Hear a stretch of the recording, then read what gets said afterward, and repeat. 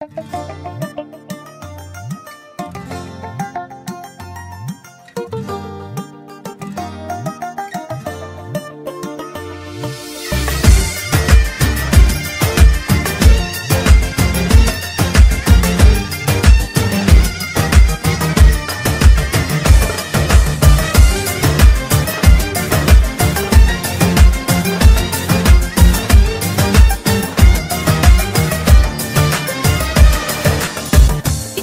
bir kıpırtı var, hayrola?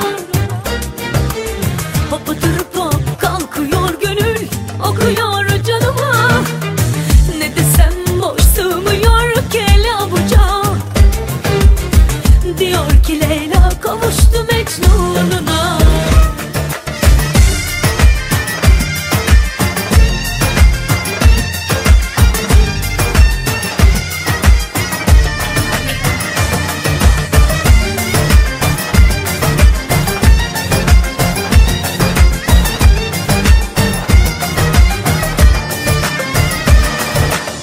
Bakışı gülüşü pek hoş, ağzından bal akıyor.